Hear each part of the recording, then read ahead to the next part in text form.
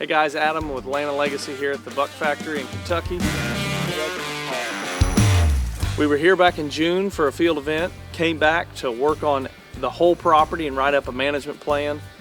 Kind of trying to strategize and build a all-encompassing plan for this place to include habitat management, hunting strategy, blend it all together to create a landscape that is productive enough to continue building up deer herds, continue adding inches of antler on deer, but overall improving the huntability of the farm.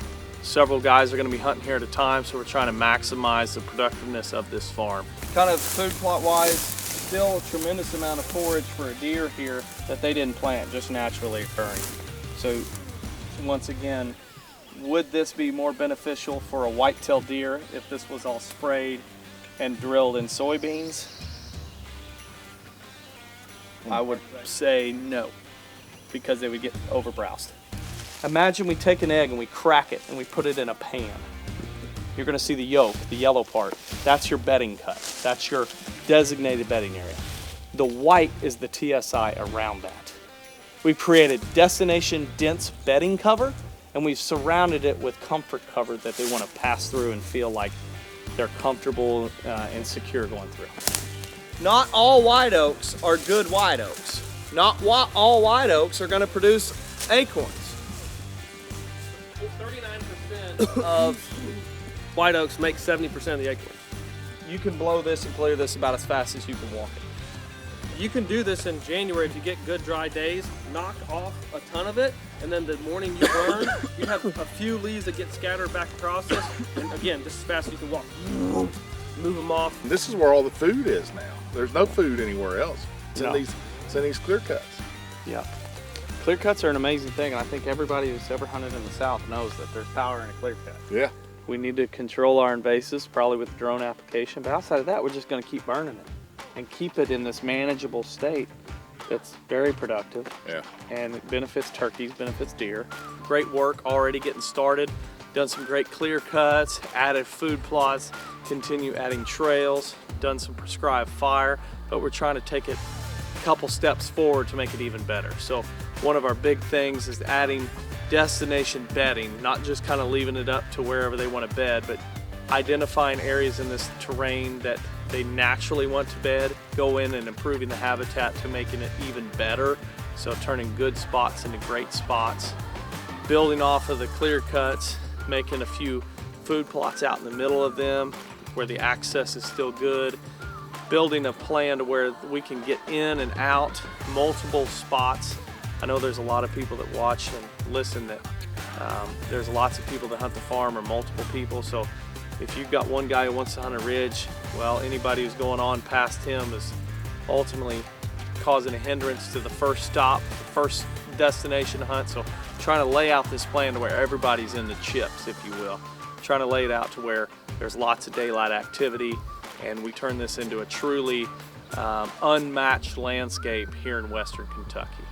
I think one of the common misconceptions with big bucks and location of where they're found is a lot of people believe they're in crop country, which obviously many of us know that there's a lot of big deer in crop country when you think of Iowa and Illinois and Ohio, and even parts of Western Kentucky. But when you look at an aerial of this farm, it's a forested property.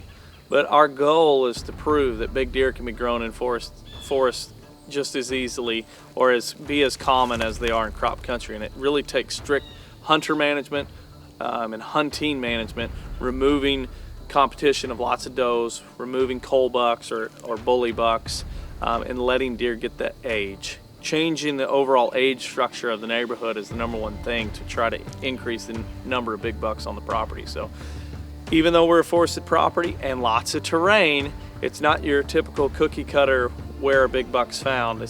You wouldn't think terrain, hilly country or river break country that's forested, but we're out to prove those guys wrong and prove that you can grow big bucks in a lot of landscapes throughout the country.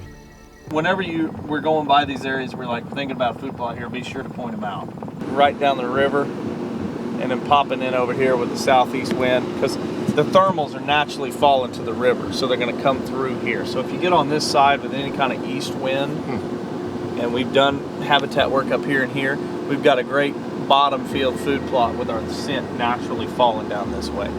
Yep, I wouldn't be surprised to say in the future when the food plots get added that there's going to be more people trying to hunt down here than up there. there's already more bucks down here. So I'm going to also include on the map secondary and primary roads, because not all roads are created equal.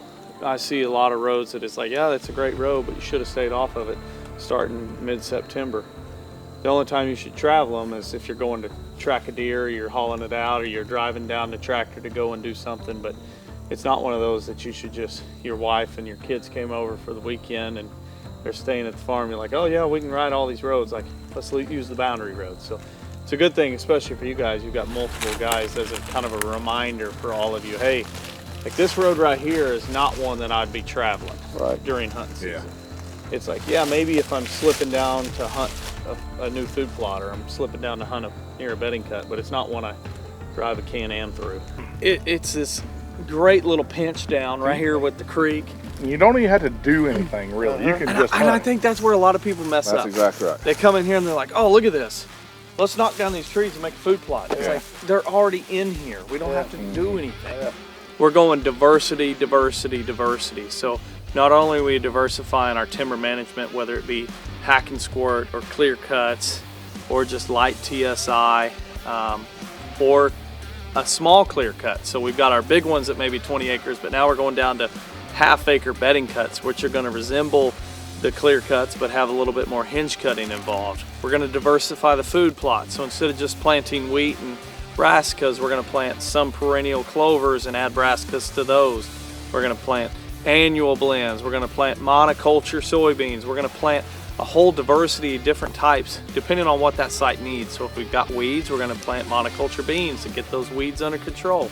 But we're trying to manage the whole ecosystem. So we're helping the deer, obviously, but we're going to help turkeys and even small game as well, rabbits. And you know, we'd like to think there'd be quail here, but we're doing all the right things to help the quail. It's just probably not in the cards here for this location being a forested property, but doing everything we can to help the ecosystem, help all the native species, removing invasive species. So diversity, diversity, diversity, if we're going to simplify this type of management the best we can. But that is the difference between, if that road's there, that's the difference between crossing that dip and immediately taking a hard left and avoiding going through that food plot. That is kind of one of my cardinal sins with food plots, is not driving through one to get to another one.